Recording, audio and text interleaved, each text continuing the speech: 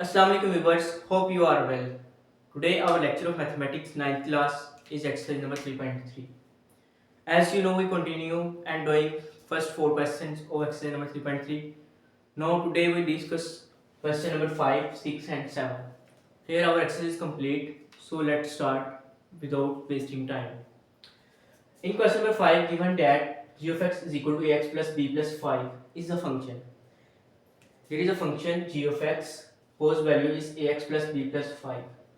Then if g of minus 1 is equal to 0, if the function g at point minus 1 gives value 0 and at point 2 function 2 g gives value 10, then find the value of a and b.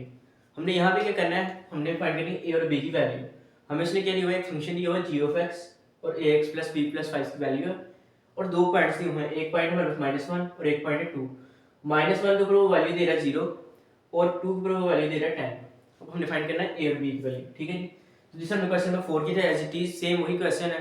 ठीक है, सिर्फ क्या हुआ है, function change हो गया. हम उस तरह लिखेंगे, पहले function given function g of x is equal to ax plus b plus 5 given function हो गया हमारे पास. अब हमने क्या करना, फाइंड पहला point g of minus 1 find करेंगे. g of minus 1 is equal to a into minus 1 plus b plus 5. x के लिए हमने किया माइनस 1 लिख दिया.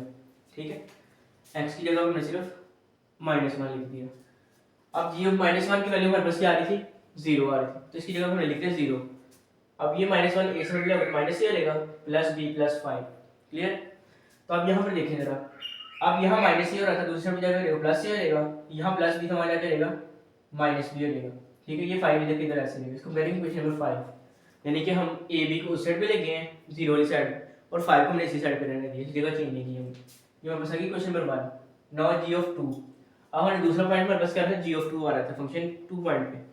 तो let's g of 2 is equal to a of 2 plus b plus 5. अब x की जगह 2 लिख दिया.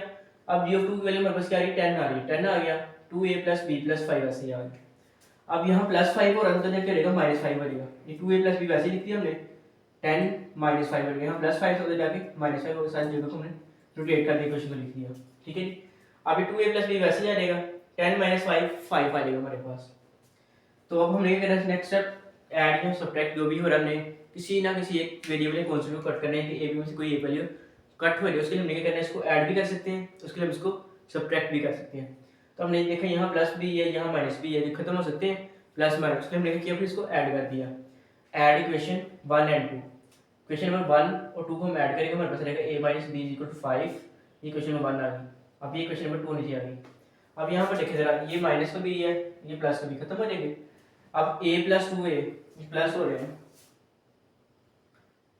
3 आ जाएगा, 5 प्लस 5 10 आ जाएगा.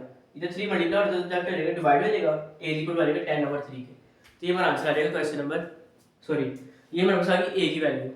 अब नेक्स्ट हमने क्या करना है, put value of a in question number 1. हमने b की वैल्यू फाइंड करनी है, इसलिए हमने क्या किया, a को हमने किसी भी एक क्वेश्चन नंबर 1 में कर लिया, पुट चाहे 2 में कर ले. हमने क्वेश्चन नंबर 1 में a की वैल्यू पुट की, हमारे पास आ जाएगा 10 over 3 minus b is equal to 5. ठीक है, a की जगह 10 ओवर 3 लिख दिया. अब यहाँ माइनस b हो रहा था तो जब प्लस b हो जाएगा, और यहाँ 5 वैसे ही आता प्लस का, तो यहाँ आगे क्या आ जाएगा, माइनस का 5 हो जाएगा. अब यहाँ पे एलसीएम लेंगे, एलसीएम हमारे पास आ जाएगा 3. ठीक है, 10 वैसे ही आ जाएगा, माइनस 3 5 का 15 आ जाएगा. तो 10 माइनस 15 करेंगे, हमारे पास आ जाएगा माइनस 5. ठीक है, माइनस 5 ओवर 3 हमारे पास b की वैल्यू. ये हमारा आंसर आ जाएगा इसको क्वेश्चन नंबर 5 का.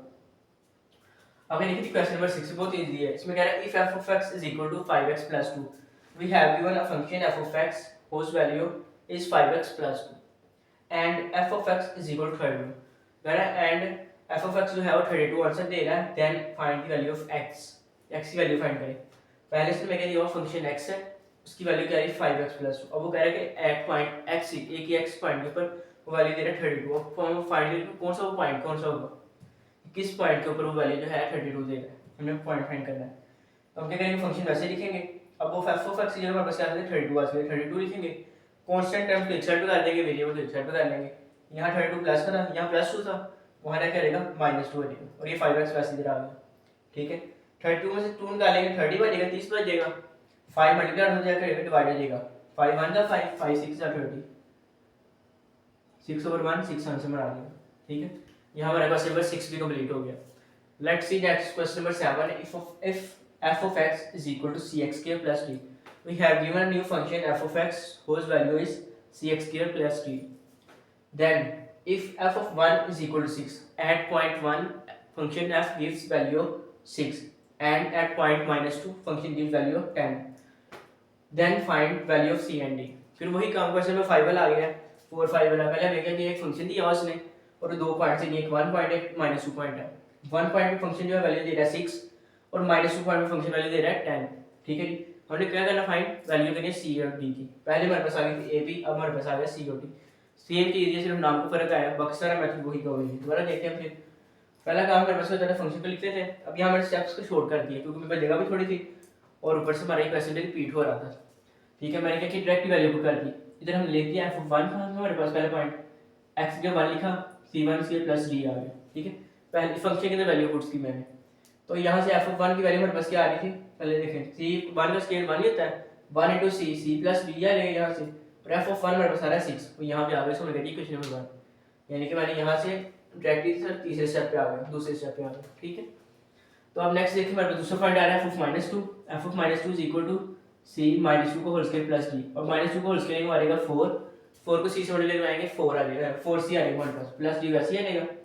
अब f of -2 की वैल्यू हमारे पास क्या आ रही है, 10 आ रही है, हमने इस जगह पे 10 लिख दिया, f of -2 की जगह हमने 10 लिख दिया, और साथ ही हम इक्वेशन को रोटेट कर देते हैं।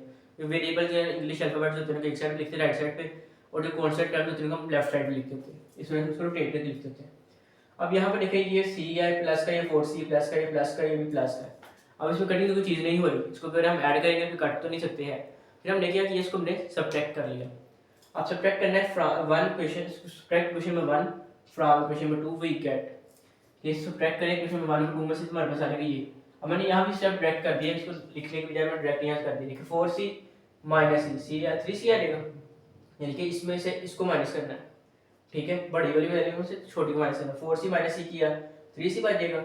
अब ये प्लस का डी था, ये माइनस का डी आ जाएगा, खत्म हो जाएंगे, प्लस डी यानी कि इधर देखिए प्लस डी से माइनस डी खत्म हो जाएगा इस तरीके से, मैं कट नहीं कर रहा है, बस आप समझ लें। ठीक है, तो अब यहाँ 10 था प्लस का और यहाँ माइनस का 6 था, प्लस का 6 था तो माइनस हो जाएगा, जब माइनस करेगा 10 माइनस 6 4 आ जाएगा। अब यहाँ 3 मल्टीप्लाई हो रहा था, वहाँ जाकर आ जाएगा 3 डिवाइड हो जाएगा, c इज इक्वल टू 4/3 आ जाएगा। अब हमने फाइंड करी वैल्यू डी की, फिर वही काम किसी भी क्वेश्चन नंबर 1 में कर लेंगे, पुट कर लें, 2 में कर लें, आपकी अपनी मर्जी है। हमने क्वेश्चन नंबर 1 को चूज किया क्योंकि पहले आने वाला हमेशा पहले ही रहते हैं, always choose first. Put value of c in question 1, अब हम लेकर हैं c की वैल्यू करनी है क्वेश्चन नंबर 1 में पुट करनी है।